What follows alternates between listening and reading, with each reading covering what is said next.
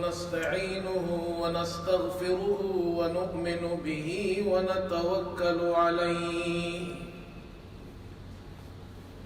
ونعوذ بالله من شرور أنفسنا ومن سيئات أعمالنا من يهده الله فلا مضل له ومن يضلله فلا هادي له ونشهد أن لا إله إلا الله وحده لا شريك له ونشهد أن سيدنا وحبيبنا ومولانا محمدا عبده ورسوله صلى الله تعالى على خير خلقه محمد وآله وأصحابه أجمعين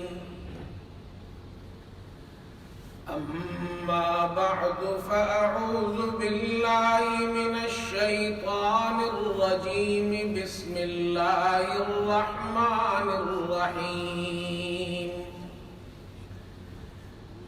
إن أول بيت وضع للناس للذي ببكة مباركا وهدى للعالمين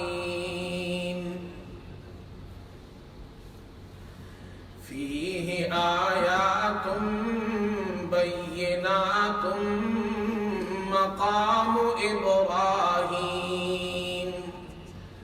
ومن دخله كان آمنا ولله على الناس حج البيت من استطاع إليه سبيلا ومن كفر فإن الله غني عن العالمين صدق الله مولانا العظيم. بزرگان محترم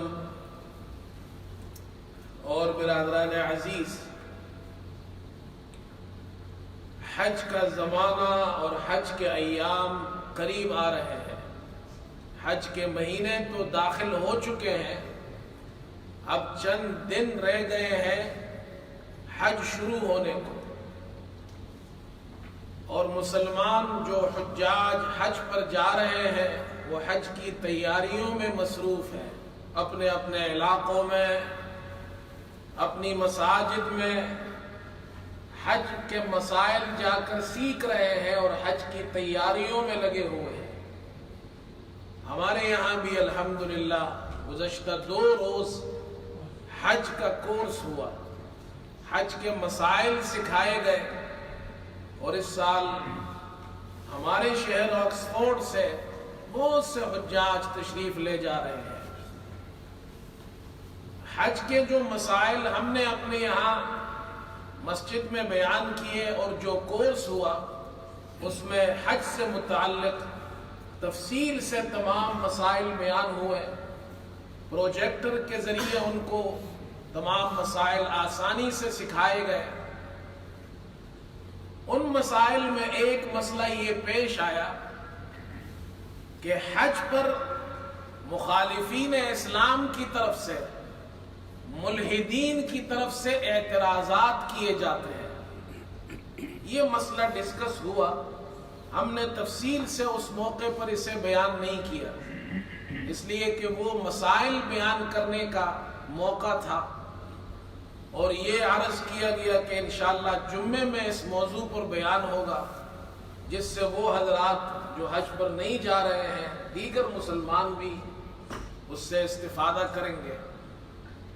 حج ارکان اسلام میں سے ایک رکن ہے، اور ملحدین مخالفین اسلام جو اسلام کے دیگر ارکان پر اعتراضات کرتے ہیں، انہوں نے حج پر بھی اعتراضات کیے ہیں.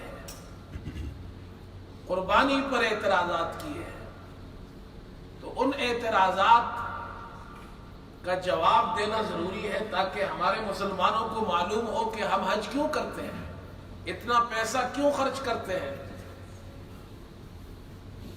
اور یہ موضوع اس موقع پر اس لیے بھی زیادہ ضروری ہے کہ ہمارے یہاں اسکول کالجز وغیرہ کی چھٹیاں ہیں، تو زیادہ تر نوجوان اور بچے مساجد میں آتے ہیں۔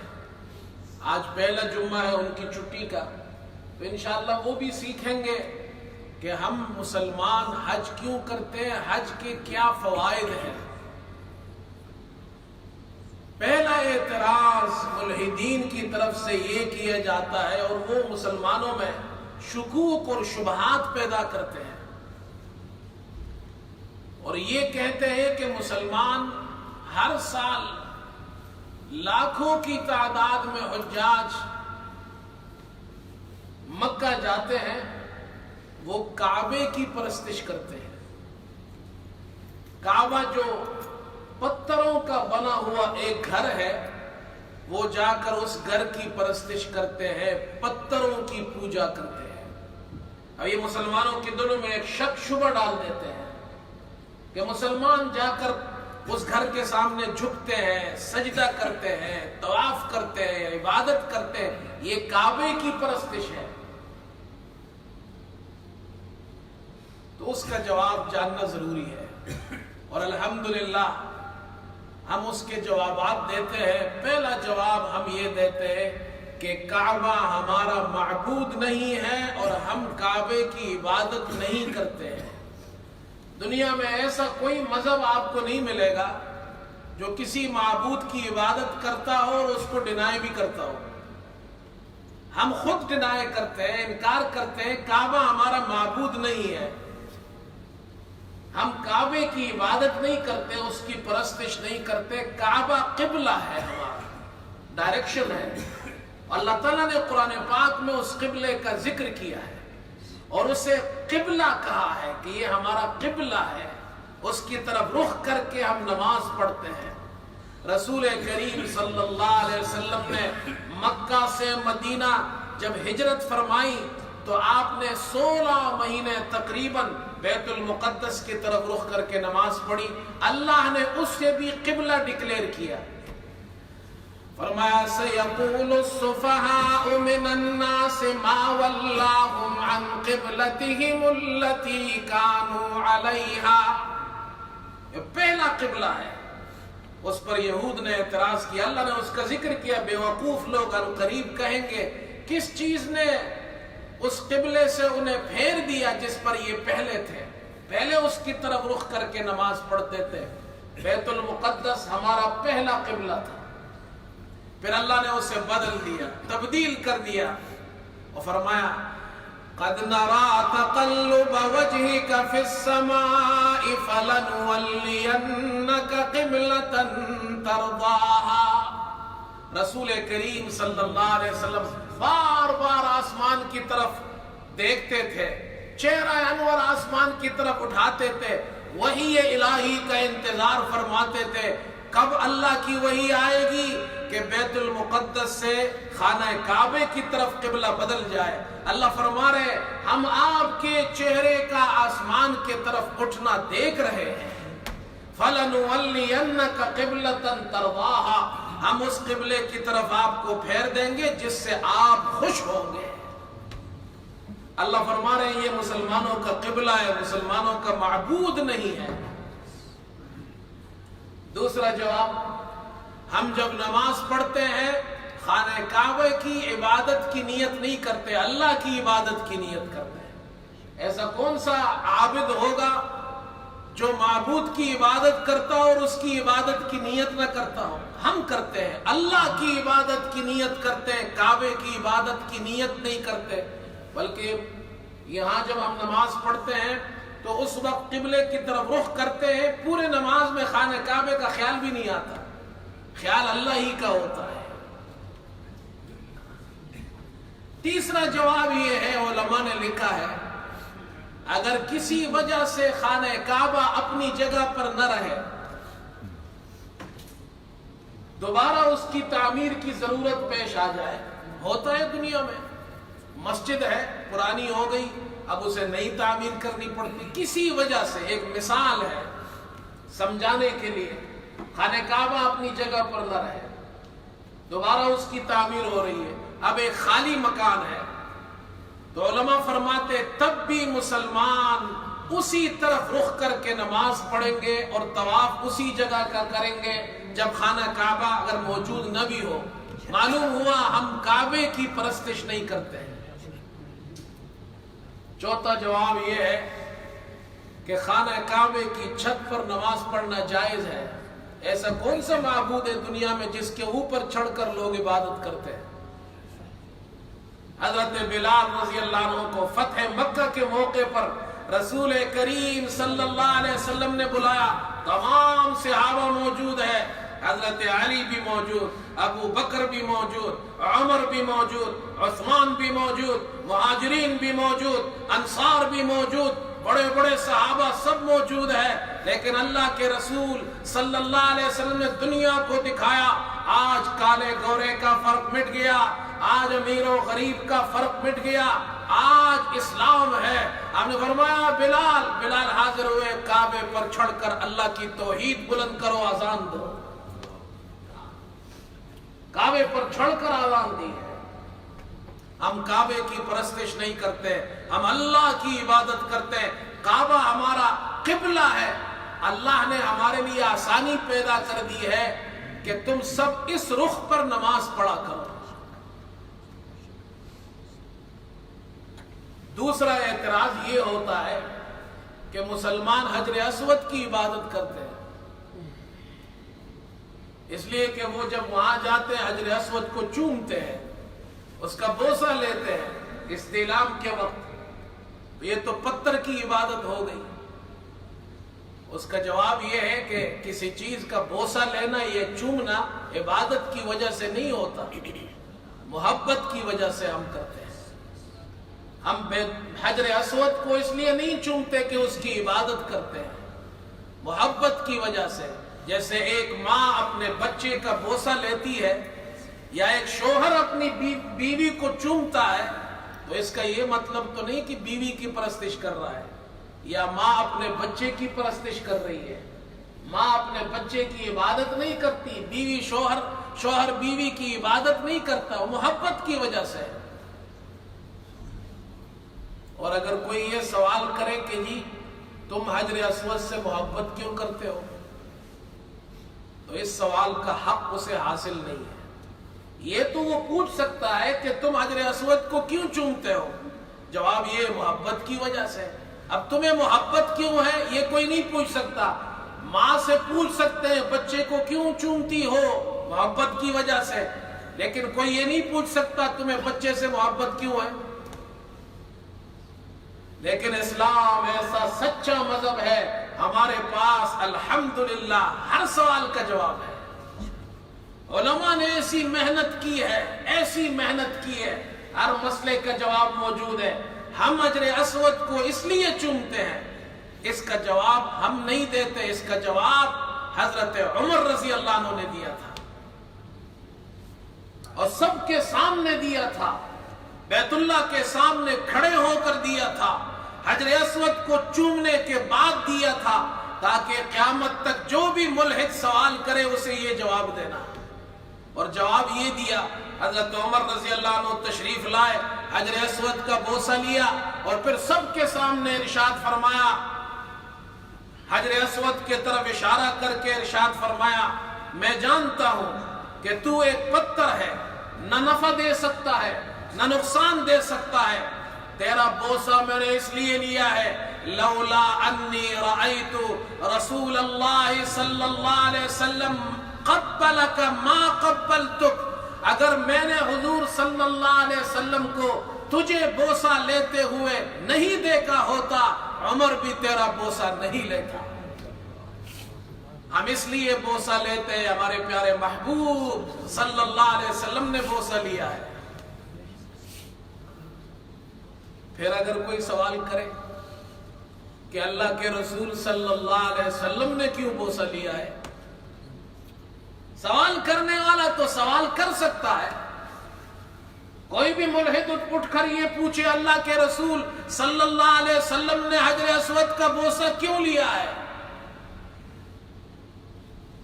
تو سوال کا حق تو اسے نہیں ہے، اس لیے کہ محبت جس چیز سے ہو جائے ماں کو بچے سے اس کا بوسہ لیتی ہے، لیکن ہم اس کا بھی جواب دیتے ہیں، اور اس کا جواب قرآن کریم کی اس آیت میں ہے۔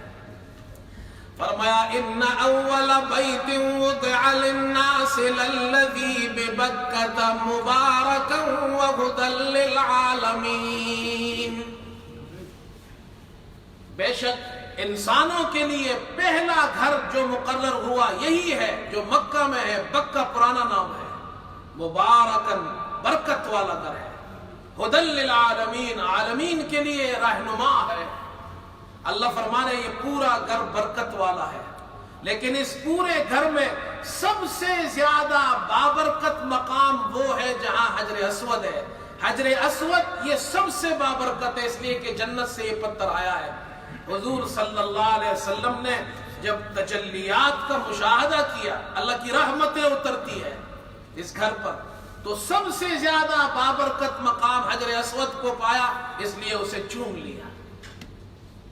ہم بھی اسے چومتے ہیں اس لیے کہ ہمارے پیارے نبی نے چوما ہے، اور یہ اعلان کرتے ہیں کہ حجر اسود نہ نفع دے سکتا ہے نہ نقصان۔ بیت اللہ کی دیواریں وہ ہماری معبود نہیں ہے، وہ ہمارا قبلہ ڈائریکشن ہے۔ حجر اسود ہمارا معبود نہیں ہے، وہ پتھر ہے، نفع نقصان کا مالک نہیں، نفع نقصان کا مالک ایک اللہ ہے۔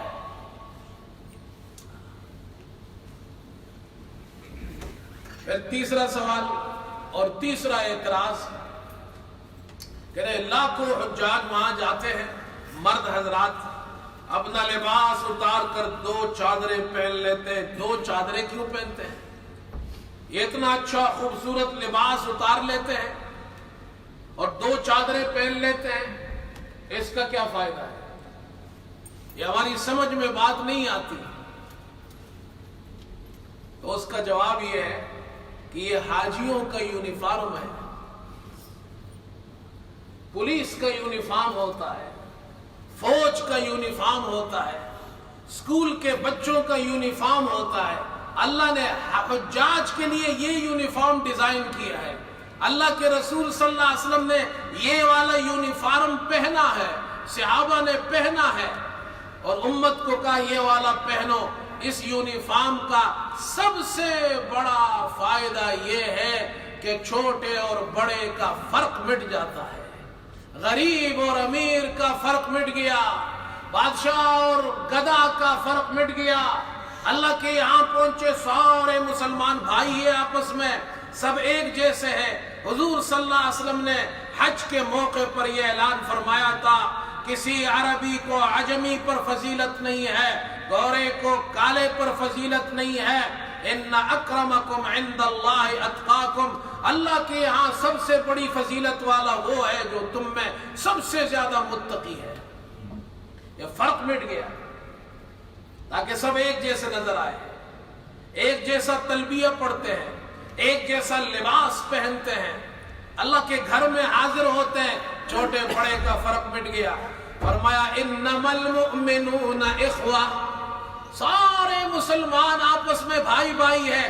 اس کا مظاہرہ ہر سال حج میں ہوتا ہے، سب ایک جیسا لباس پہنتے ہیں، اور اس لباس میں ایک فائدہ یہ بھی ہے، غریبوں کے لیے آسان ہے، نہ سینے کی فکر ہے، نہ درزی کے پاس لے جانے کی فکر ہے، خرچہ کم ہے، 2 چادریں پہن لو، اللہ کے گھر میں آ جاؤ۔ بادشاہ نے بھی یہی چادریں پہنی ہے، غریب نے بھی یہی چادریں پہنی ہے، ایک اللہ کے گھر میں سب ایک ہے۔ فرمایا کہ بندہ و صاحب و محتاج و غنی ایک ہوئے، بندہ و صاحب و محتاج و غنی ایک ہوئے، تیری سرکار پہ پہنچے تو سبھی ایک ہوئے، اور ایک ہی صف میں کھڑے ہو گئے محمود و ایاز، ایک ہی صف میں کھڑے ہو گئے محمود و ایاز، نہ کوئی بندہ رہا نہ کوئی بندہ نواز، بندہ و صاحب و محتاج و غنی ایک ہوئے، تیری سرکار پہ پہنچے تو سبھی ایک ہوئے. اللہ یہ دکھا رہے ہیں تم سب مسلمان ہو, بھائی بھائی ہو, ایک جیسا لباس پہن کر میرے گھر میں آؤ. یہ احرام کا فائدہ ہے. یہ اپنے بچوں کو سکھائیے. یہ جو ٹی وی پر تم دیکھتے ہو لاکھوں حجاج مردوں نے ایک جیسا لباس پہنا ہوا ہے, اس کا فائدہ کیا ہے؟ اس کا فائدہ یہ ہے اپنے آپ کو بڑا سمجھنا, دوسروں کو چھوٹا سمجھنا, حقیر سمجھنا, غریب سمجھنا, تکبر کرنا. یہ اللہ کو پسند نہیں ہے. یہ سبق ہے حج کے احرام کا. کتنا بڑا فائدہ ہے اس احرام کا. یہ بادشاہ کو بھی عاجز بنا دیتا ہے.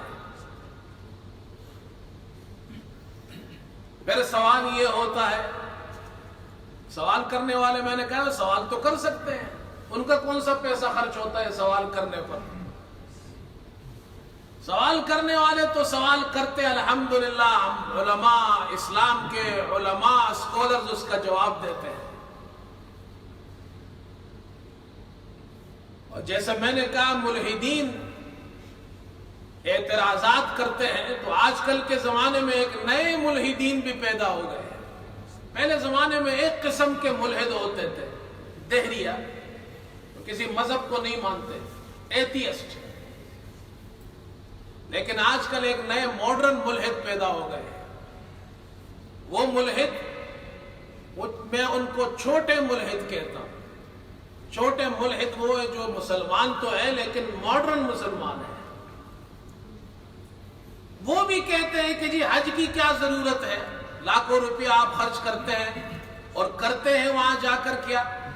اللہ کے گھر کو چھوڑ دیتے ہیں, مسجد حرام کو چھوڑ دیتے ہیں, بیت اللہ کو چھوڑ دیتے ہیں, اور جا کر آپ منا, عرفات اور مزدلفہ کے میدانوں میں ٹھہرتے ہیں. اس کا کیا فائدہ ہے؟ اتنے دور سے آپ گئے, اللہ کے گھر میں نہیں ٹھہرتے, منا میں ٹھہرتے ہیں, خالی میدان میں, بیابانوں میں. عرفات میں ٹھہر رہے ہیں, مزدلفہ میں رات کو وقوف کر رہے ہیں, اوپر آسمان نیچے زمین, اور اللہ کے گھر کو چھوڑتے ہیں جو اتنا بڑا گھر ہے. یہ سوال کرتے ہیں. تو ہم جس طرح بڑے ملحدوں کو جواب دے سکتے ہیں, الحمدللہ ہمارے علماء چھوٹے ملحد کو بھی جواب دیتے ہیں. اس کا جواب یہ ہے کہ اس کا بڑا فائدہ ہے. اور فائدہ یہ ہے کہ حج کے اندر 3 بڑی حکمتیں ہیں. پہلی حکمت یہ اعلاء کلمت اللہ, اللہ کا نام بلند ہو, مسلمانوں کی شوکت ظاہر ہو, شان شوکت دنیا پر ظاہر ہو جائے. دوسرا فائدہ, حضرت ابراہیم علیہ السلام اور ان کے گھرانے سے موافقت ہو, سنت ابراہیمی زندہ ہو. تیسرا فائدہ, اللہ نے حضرت ابراہیم اور ان کے خاندان پر جو انعامات کیے ہم انہیں یاد کریں حج میں. یہ 3 فائدے ہیں. جب مسلمان لاکھوں حجاج بیت اللہ پہنچتے ہیں تو اللہ تعالیٰ یہ چاہتے ہیں کہ مسلمانوں کی شان شوکت پوری دنیا میں ظاہر ہو جائے, اور اللہ کا کلمہ کلمت اللہ بلند ہو, اسلام کا سر بلند ہو, دنیا کو معلوم ہو جائے مسلمان کی شان کیا ہے, اس امت کی شان کیا ہے. ہر قوم یہ چاہتی ہے اس کی شان شوکت ظاہر ہو. اللہ بھی چاہتے ہیں میرے بندے مسلمانوں کی شان شوکت ظاہر ہو, پوری دنیا میں نیوز پھیل جائے یہ بہت بڑی قوم ہے, شان شوکت والی ہے. اب مکے میں اگر ملینوں آدمی کا اجتماع ہو ایک جگہ پر تو مکے والوں کے لیے تکلیف ہوگی, شہر والوں کو تکلیف ہوگی. حج کے موقع پر کچھ لوگ مکے میں ہوتے ہیں, کچھ مدینے میں ہوتے ہیں, لیکن جیسے ہی 8 ذی الحجہ شروع ہوتی ہے سب کے سب منا پہنچ جاتے ہیں. 6 ملین 7 ملین اتنے افراد اب منا میں جمع ہے, اور دنیا سے لوگ آئے ہیں. مسلمانوں کی شان شوکت ظاہر ہو رہی ہے کہ مسلمان اتنی بڑی قوم ہے, اتنی شان والی قوم ہے. اللہ کا کا نام بلند ہو رہا ہے، اسلام کی سربلندی ہو رہی ہے۔ یہاں سے جو لوگ جائیں گے اپنے اپنے علاقوں میں جا کر بیان کریں گے مسلمان اتنی شان والے ہیں۔ اور اب تو اللہ نے اور آسان کر دیا، یہ سارے لوگ مینا میں بیٹھے ہوتے ہیں، پوری دنیا کے کیمرے لگے ہوتے ہیں، اسلام کی شان شوکت پوری دنیا میں ظاہر ہو رہی ہوتی ہے۔ یہ فائدہ ہے مینا میں ٹھہرنے کا۔ ہر قوم کو یہ حق حاصل ہے اپنی شان شوکت ظاہر کرے۔ اللہ نے مسلمانوں کو کہا تم بھی اپنی شان شوکت ظاہر کرو، اسلام کا نام بلند کرو، لیکن فرق رکھ دیا اللہ نے۔ مشرکین اپنی شان شوکت ظاہر کرتے تھے، اور وہ کس طرح ظاہر کرتے تھے؟ اپنے باپ دادا کے قصے کہانیاں سناتے تھے۔ دنیا میں ہر قوم اپنی قصے کہانیاں سناتی ہے، اپنے بہادری کے قصے سناتے ہیں اور اپنی شان شوکت ظاہر کرتے ہیں۔ اللہ نے مسلمانوں کو پابند کیا، تم مینا میں جاؤ، عرفات میں جاؤ، مزدلفہ میں جاؤ، دنیا کے لوگوں کی طرح بہادری کے قصے مت سنانا۔ تمہاری بہادری اس میں نہیں کہ میرا باپ بہادر تھا، میرا لیڈر بہادر ہے، میری پارٹی بہادر ہے، تمہاری شان شوکت اس میں ہے۔ اللہ اکبر۔ فرمایا وَاذْكُرُوا اللَّهَ فِي أَيَّامٍ مَّعْدُودَاتٍ، تم وہاں پر پہنچ کر اللہ کی بڑائی بیان کرنا، میں تمہیں بڑا کر دوں گا۔ تمہاری شان شوکت اس میں ہے۔ کتنا بڑا فائدہ ہے حج کا۔ تم وہاں اپنی بہادری مت بیان کرنا، تم اللہ کی پاکی بیان کرنا، اللہ کا ذکر کرنا۔ چنانچہ مینا میں پہنچ کر اسلام کا، مسلمانوں کی شان شوکت ظاہر ہو گئی۔ اب فرمایا عرفات جاؤ۔ دوسرے دن عرفات پہنچ گئے، پھر اور شان شوکت ظاہر ہو گئی۔ اب حکم ہوا اللہ کی شان شوکت ظاہر کرتے رہو، تلبیہ پڑھتے رہو، لبیک اللہم لبیک۔ اب وہاں پہنچنے کے بعد حضور صلی اللہ علیہ وسلم نے جو دعا ہمیں سکھائی ہے اس پہ ذرا غور فرمائیں۔ جو حجاج جا رہے ہیں ان کو ہم نے درس میں بھی یہ بیان کیا۔ عرفات میں جا کر کون سی دعا پڑھنی ہے؟ اللہ اکبر۔ حضور صلی اللہ علیہ وسلم نے فرمایا سب سے بہتر دعا عرفات کی وہ دعا ہے جو میں نے بھی پڑھی ہے، میں نے بھی وہ دعا مانگی ہے، مجھ سے پہلے انبیاء علیہ السلام نے بھی وہ پڑھا ہے۔ وہ دعا کیا ہے؟ فرمایا لا الہ الا اللہ وحدہ لا شریک لہ لہ الملک ولہ الحمد وہو علی کل شیء قدیر۔ اللہ کی توحید بیان کرو کہ اللہ ایک ہے، اس کے ساتھ کوئی شریک نہیں، وحدہ وہ ایک ہے، اس کا کوئی شریک نہیں، بادشاہت اسی کے لیے، حکومت اسی کی ہے، تمام تعریفیں اسی کے لیے ہے، اور ہر چیز پر قدرت رکھتا ہے۔ تم میری بڑائی بیان کرو عرفات کے میدان میں، اور جب تم وہاں جمع ہو کر میری بڑائی بیان کرو گے تو اس کا فائدہ کیا ہے؟ ایک تو تمہاری شان شوکت ظاہر ہوگی، دوسرا فائدہ یہ رسول کریم صلی اللہ علیہ وسلم نے ارشاد فرمایا اللہ تعالیٰ عرفات کے دن سب سے زیادہ جہنمیوں کو جہنم سے خلاصی نصیب فرماتے ہیں۔ میں تمہیں معاف کر دوں گا، اور صرف معاف نہیں فرماتے، آپ صلی اللہ علیہ وسلم نے فرمایا یہ جو زمین میں عرفات پر بیٹھے ہوئے لوگ ہیں اللہ تعالیٰ فرشتوں میں ان کا ذکر فرماتے ہیں اور فخر فرماتے ہیں ان لوگوں پر۔ اللہ اکبر۔ آسمان پر عرفات کے لوگوں کا ذکر ہوتا ہے، حجاج کا ذکر ہوتا ہے، اللہ اس پر فخر فرماتے ہیں۔ یہ عرفات میں جانے کا فائدہ ہے۔ وہاں سے پھر مزدلفہ آتے ہیں۔ مزدلفہ میں کیوں ٹھہرتے ہیں؟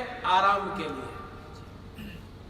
تم نے بڑی محنت کی عرفات میں، گرمی کے اندر تم اللہ کے سامنے عاجزی کرتے رہے، میری بلندی اور میرے کلمے کو بلند کرتے رہے، تم مجھے یاد کرتے رہے، میں نے تمہیں معاف کر دیا ہے۔ اب تم مینا جا رہے ہو، درمیان میں تھوڑا سا آرام کر لو، اللہ کو اپنے بندوں سے بڑا پیار ہے، ریسٹ کر لو۔ حضور صلی اللہ علیہ وسلم نے مغرب عشاء کی نماز مزدلفہ میں پڑھائی، پھر آرام فرمایا. یہی سنت ہے عرفات کی اور مزدلفہ کی. اسی لیے مزدلفہ میں آپ صلی اللہ علیہ وسلم نے تہجد نہیں پڑھی. آپ تہجد پورے سال نہیں چھوڑتے، مزدلفہ میں چھوڑ دی، اس لیے کہ یہ حکمت ہے، آرام کی رات ہے. آج اگر اللہ کے رسول صلی اللہ علیہ وسلم تہجد پڑھیں گے، پوری امت بھی اس کو فالو کرے گی. آپ صلی اللہ علیہ وسلم نے ایسا سسٹم بنا دیا، میں بھی نہیں پڑھتا، تم بھی نہیں پڑھو، آرام کرو، آرام. اب آرام کرو. صبح ہو گئی، وقوف. آپ صلی اللہ علیہ وسلم نے فرمایا مزدلفہ میں فجر کے بعد ارلی نماز پڑھائی، پھر مینا کی طرف نکلے. اب مینا پہنچ گئے. اب پھر یہاں سوال ہوتا ہے کہ جی لاکھوں حجاج مینا پہنچ کر کرتے کیا ہے؟ ایک پلر ہے، اس پلر کو کنکریاں مارتے ہیں. پہلے زمانے میں تو یہ پلر بھی نہیں تھا، اب تو اس پلر کو کافی وائڈ کر دیا ہے. اور جب میں پہلی مرتبہ گیا تھا تو اس وقت یہ چھوٹا سا ایک پلر ہوتا تھا اور ایک پل ہوتا تھا چھوٹا سا، کچھ لوگ اوپر سے مارتے تھے، کچھ نیچے سے. اب تو بہت زیادہ پل بن گئے ہیں، بڑے بڑے موٹر ویز بن گئے ہیں اور دیوار بھی وائڈ ہو گئی ہے. میں پہلی مرتبہ جا کر اتنی بڑی دیوار دیکھی تو میں نے کہا ہاں جی شیطان بھی بڑا ہو گیا. تو انہوں نے دیوار بھی بڑی کر دی ہے. اب تو بڑی آسانی ہے. یہ ملحدین کہتے ہیں تم کنکریاں مارتے ہو، ایک کوئی چیز نظر نہیں آ رہی ہے، دیوار کو کنکریاں مارتے ہو، تو خلاف عقل کام ہے. لیکن جواب یہ ہے اس کا، آپ کو کنکریاں نظر آتی ہے لیکن آپ کو نظر نہیں آ رہا کہ وہ حاجی پڑھ کیا رہے ہیں. وہ صرف کنکریاں نہیں مارتے ہیں. اس لیے علماء نے لکھا ہے کہ رمی جمرات، یہ جو کنکری مارتے ہیں جمرات پر، یہ صرف کنکری مارنا نہیں ہے، یہ اللہ کی یاد ہے. حاجی صاحب کنکری مارتے ہیں، بسم اللہ اللہ اکبر، رغمن للشیطان رضا للرحمن. اللہ کو راضی، رحمان کو راضی کرنے کے لیے، شیطان کو ذلیل کرنے کے لیے. اللہ تعالیٰ نے یہ مسلمانوں کو یہ حکم دیا، اسلام کی طرف سے یہ حکم ہے کہ تم اللہ کو یاد کرو. اب کس طرح یاد کریں؟ ایک وقت مقرر کر دیا، ایک جگہ مقرر کر دی، یہاں پہنچ کر کنکری پھینکو تاکہ شیطان ذلیل ہو جائے، میرا نام بلند کرو تاکہ اللہ کا ذکر بلند ہو جائے. بسم اللہ اللہ اکبر، یہ فائدہ ہے کنکری مارنے کا.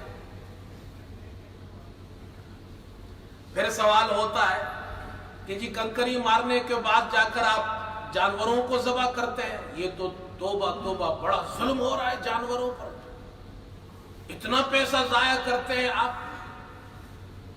اور یہ چھوٹے ملحد، یہ اس قسم کے اعتراضات زیادہ تر آج کل یہ چھوٹے ملحد کرتے ہیں.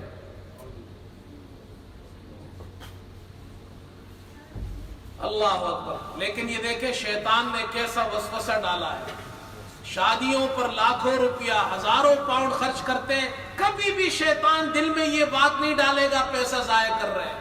اور اللہ کے نام پر جانور ذبح کر رہے ہیں، شیطان فوراً وسوسہ ڈالتا ہے پیسہ ضائع ہو رہا ہے. کچھ سالوں قبل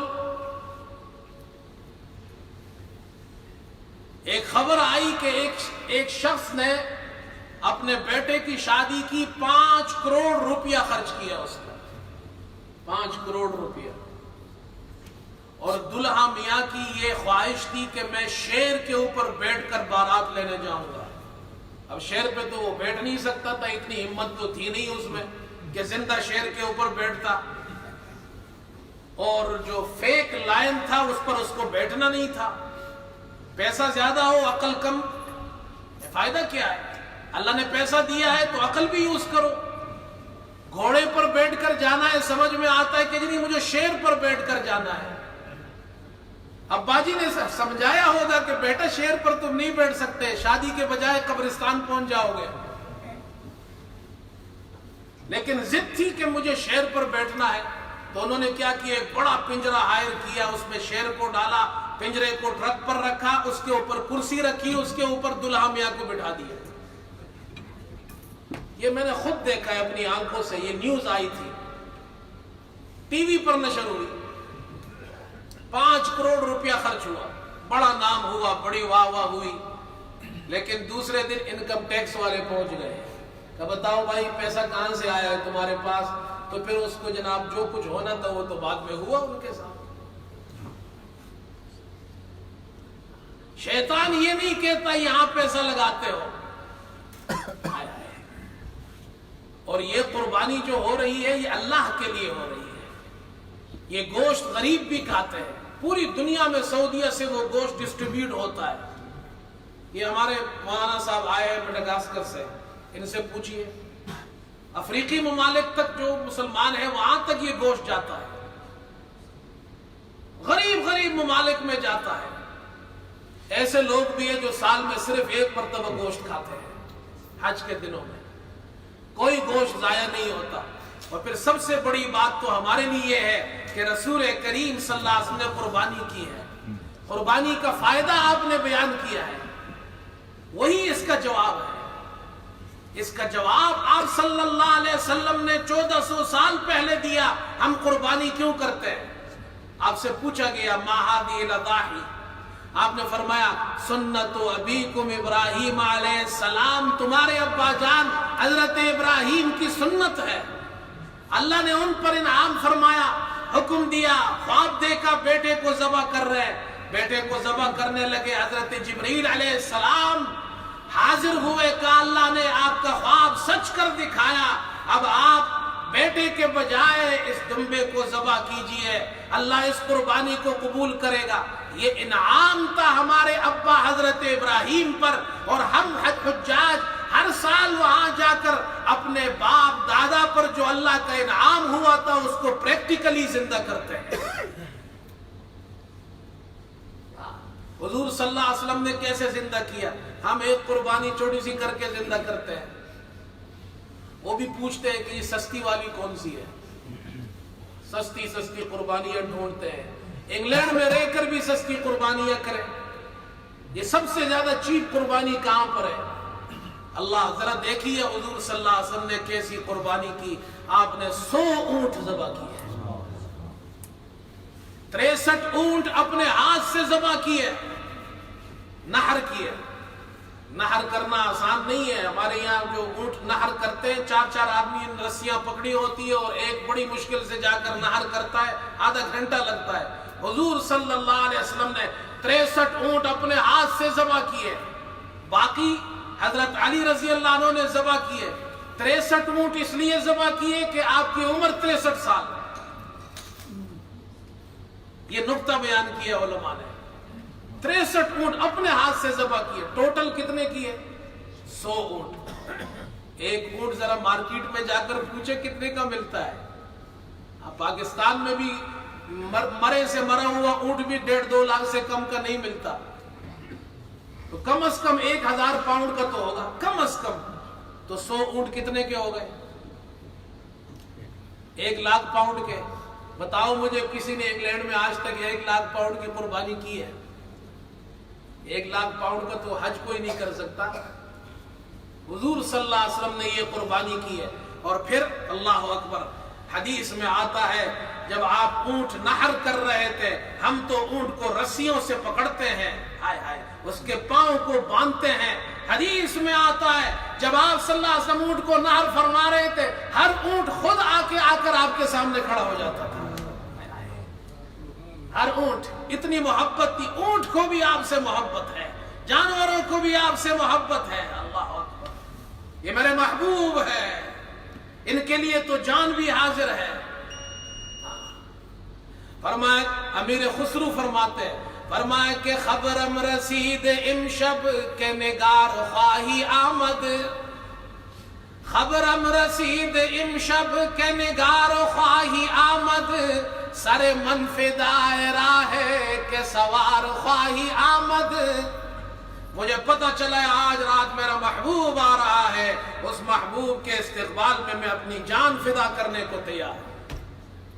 خبرم رسید امشب کے نگار خواہی آمد، سر من فدائے راہ کے سوار خواہی آمد، بلبم رسید جانم تو بیا کے زندہ مانم، پس ازا کے من نہ مانم بچکار خواہی آمد۔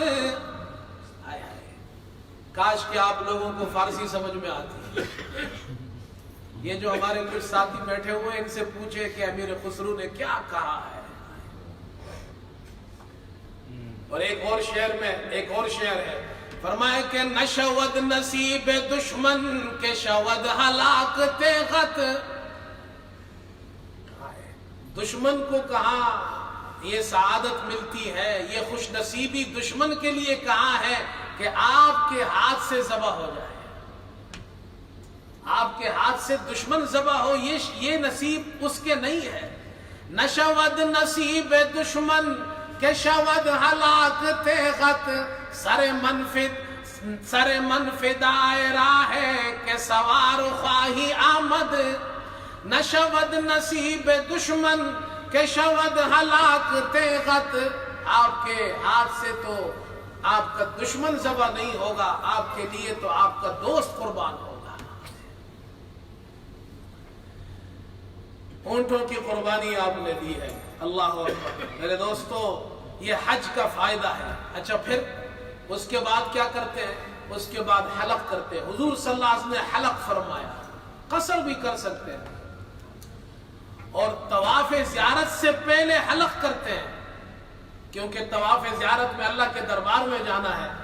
فرمایا تم اتنی دور سے آئے ہو، تم نے احرام پہنا ہے، میل کچیل والے ہو گئے ہو، اب سر کو صاف کرو، بدن کو صاف کرو، اچھے کپڑے پہنو، عطر لگاؤ، اللہ کے دربار میں حاضر ہو کر طواف زیارت کرو۔ طواف زیارت کے بعد صفا مروہ کی سعی کرتے ہیں، اماں ہاجرہ کی یاد ہے، ہم اپنی ابا کو بھی نہیں بھولتے ہیں، منا میں قربانی کرتے ہیں، اپنی اماں کو بھی نہیں بھولتے ہیں۔ اللہ نے ان پر انعام کیا تھا جب وہ ان دو پہاڑوں کے درمیان چل رہی تھی، اللہ نے اس موقع پر زمزم کا پانی ظاہر فرمایا، ان پر انعام فرمایا، وہاں بستی آباد کر دی۔ ہم اپنے اماں پر اللہ کے انعام کو یاد کرتے ہیں، صفا مروہ کے چکر لگاتے ہیں۔ یہ ہے حج کا فائدہ۔ اس لیے میرے دوستو، جب ہم جائیں تو یہ باتیں ہمارے ذہن میں ہوں۔ جب یہ باتیں ذہن میں ہوگی، حج کریں گے تو فیلنگ آپ کی ڈیفرنٹ ہوگی، آپ کو اس میں لطف آئے گا، آپ کو جگہ جگہ پر حضرت ابراہیم یاد آئیں گے، حضرت اسماعیل یاد آئیں گے، اماں ہاجرہ یاد آئے گی، رسول کریم صلی اللہ علیہ وسلم یاد آئیں گے آپ کو۔ اللہ تعالیٰ جو حجاج حج پر جا رہے ہیں، اللہ تعالیٰ خیر عافیت سے سب کو لے جائے، آسانی سے اللہ سب کا حج آخر تک پہنچا دے، اللہ سب کے حج کو قبول فرمائے، اور ان کی دعاؤں میں اللہ ہمارا حصہ بھی مقرر فرما دے۔ وآخر دعوانا الحمدللہ۔